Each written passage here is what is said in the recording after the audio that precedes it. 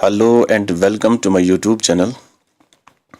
इस लेक्चर में हम पढ़ेंगे सेट थ्योरी के बारे में।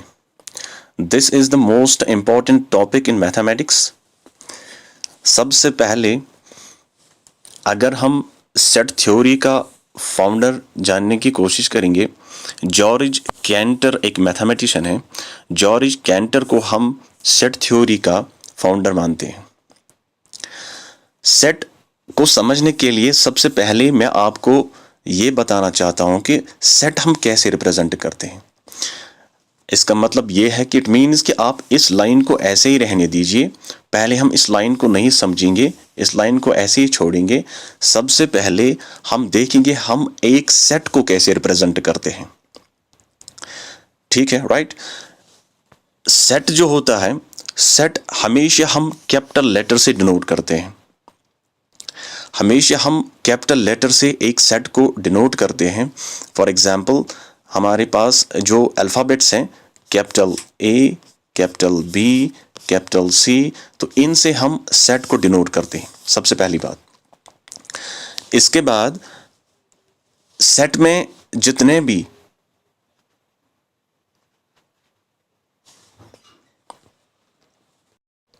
एक सेट में एलिमेंट्स भी होते हैं, सेट में एलिमेंट्स भी होते हैं, उन एलिमेंट्स को हम स्मॉल लेटर से रिप्रेजेंट करते हैं। ठीक है, सबसे पहले मैंने बताया सेट जो होता है, सेट को हम रिप्रेजेंट करते हैं कैपिटल लेटर से।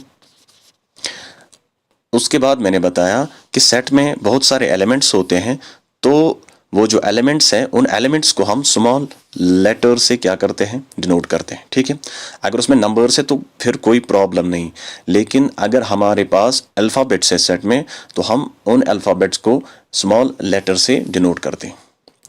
ठीक है, उसके बाद सेट जो होता है, सेट को हम हमेशा ब्रेसेस में रखते हैं। तीन चीज़ें हो गई। सबसे पहले हम सेट को कैपिटल लेटर से डिनोट करते हैं। उसके बाद सेट में बहुत सारे एलिमेंट्स होते हैं, तो उन एलिमेंट्स को हम स्मॉल लेटर से डिनोट करते हैं। तीसरी चीज़, सेट को हम हमेशा किस में रखते हैं, ब्रेसेस में रखते हैं। इट मीन्स के कर्ली ब्रैकेट्स में रखते हैं।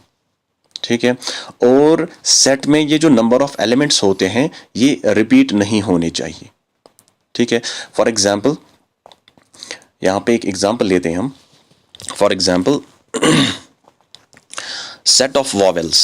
ठीक है, यहाँ पे मैंने एक सेट बना दिया। सबसे पहले मैंने आपको बताया कि सेट को हम कैपिटल लेटर से डिनोट करते हैं। देखिए यहाँ पे ये वी जो है वॉवेल, वी वॉवेल, तो ये हमने यहाँ पे कैपिटल वी रखा है। ठीक है, अब सेट में क्या होते हैं, सबसे पहले हम सेट को क्या करते हैं, सेट को हम ब्रेसेस में रखते हैं। यहाँ पे और यहाँ पे हमने दो ब्रेसेस डाले हैं, एनक्लोज करते हैं हम सेट को ब्रेसेस में।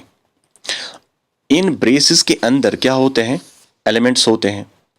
इन ब्रेसेस के अंदर चाहे वो अल्फ़ाबेट्स हो चाहे वो नंबर्स हो, इन अल्फ़ाबेट्स और या नंबर्स जो भी हो इसमें सेट में, इनको हम स्मॉल लेटर से डिनोट करते हैं।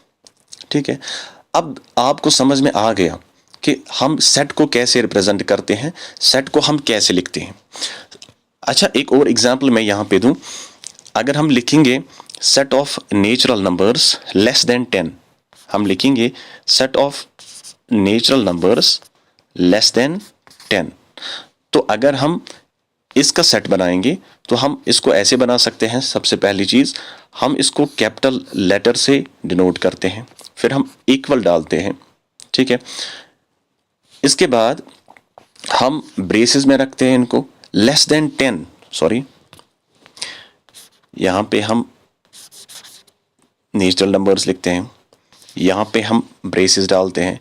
तो हमें नेचुरल नंबर्स लिखने हैं, लेकिन कौन से नेचुरल नंबर्स, जितने भी नेचुरल नंबर्स लेस देन 10 हैं, तो उनमें कौन कौन आता है, 1 2 3 4 5 6 7 8 9, तो हम इसको यहाँ पे क्लोज करते हैं।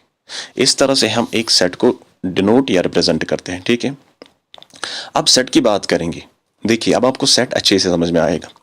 सेट की डेफिनेशन की अगर हम बात करेंगे, सेट की डेफिनेशन क्या बोलते हैं कि एक सेट हम किसको कहते हैं, ए set is well defined collection of objects. A set is well defined collection of objects. In objects को हम elements भी बोलते हैं, जिसका जिक्र हमने यहाँ पे किया है, ठीक है, जिसके बारे में हमने यहाँ पे देखा है कि ये जो ब्रेसेस में आते हैं ना, ब्रेसेस में जितने भी नंबर्स या अल्फ़ाबेट्स आते हैं, ब्रेसेस में जितनी भी चीज़ें आती हैं इसमें, तो इसको हम क्या कहते हैं, इनको हम एलिमेंट्स बोलते हैं, ठीक है। यहाँ पे ये ऑब्जेक्ट जो है ये सेम है एलिमेंट्स, ठीक है, राइट। इसके बाद वेल डिफाइंड का मतलब क्या होता है?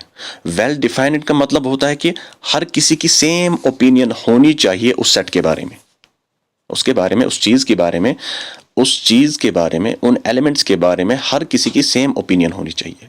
फॉर एग्जाम्पल अगर हम वॉवेल्स की बात करेंगे ना, अगर हम वॉवेल्स की बात करेंगे तो वॉवेल तो हर कोई कहेगा ना कि यही वॉवेल्स हैं, ठीक है। अगर हम जेड की बात करें, जेड कोई ये तो नहीं बताएगा ना कि जेड भी वॉवेल है, ठीक है। जब भी हम वॉवेल्स की बात करेंगे तो हर कोई यही ओपिनियन देगा कि वॉवेल हमारे पास ए, ई, आई, ओ, यू है, ठीक है। इसके अलावा कोई भी वॉवेल नहीं है, यानी कि हर किसी की ओपिनियन जो होगी ना वो सेम होगी इन वॉवेल्स के बारे में। फॉर एग्जाम्पल अगर हम ब्यूटी की बात करते हैं, ब्यूटी का सेट नहीं बनता है, क्यों? इसके हिसाब से फॉर एग्जाम्पल मैं कहता हूं कि ए ब्यूटीफुल है, मैं कहता हूं ए ब्यूटीफुल है, आप कहते हो ए नहीं बी ब्यूटीफुल है, ठीक है। और दूसरा जो आता है, तीसरा बंदा कहता है कि बी नहीं सी ब्यूटीफुल है, या तीसरा बंदा कहता है, यहाँ पे एक बंदा आया इसने बताया कि ए ब्यूटीफुल है, ठीक है। आई होप आपको समझ में आ रहा होगा। यहाँ पे दूसरा बंदा आ गया, इसने बताया ए नहीं बी ब्यूटीफुल है, ठीक है। उसके बाद तीसरा बंदा आ गया, तीसरे बंदे ने कहा कि बी नहीं सी ब्यूटीफुल है, ठीक है। अगर हम ब्यूटी की बात करेंगे तो यहाँ पे हर कोई शख्स अलग अलग ओपिनियन रखता है ब्यूटी के बारे में, ठीक है। तो हम यहाँ पे ये बता सकते हैं कि ब्यूटी को हम सेट में नहीं रख सकते, ठीक है, क्योंकि हर किसी की अलग अलग ओपिनियन आती है किसके बारे में, ब्यूटी के बारे में, ठीक है। अच्छा मैं आपको बताऊं कि इंटेलिजेंस, क्या इंटेलिजेंस को हम सेट बोल सकते हैं? सेट में रख सकते हैं इंटेलिजेंस को? नहीं, मेरे हिसाब से ये बंदा इंटेलिजेंट है, आपके हिसाब से ये बंदा इंटेलिजेंट है, दूसरा जो आएगा उसके हिसाब से यही बंदा इंटेलिजेंट होगा, लेकिन इसके हिसाब से ये बंदा इंटेलिजेंट नहीं है, इसके हिसाब से ये वाला बंदा इंटेलिजेंट है, ठीक है। तो हम सिंपली हम कह सकते हैं कि सेट जो होता है it is a well defined collection of objects, और we can say it is a well defined collection of elements. Okay, I hope यहां तक आपको समझ में आया होगा। Thank you very much.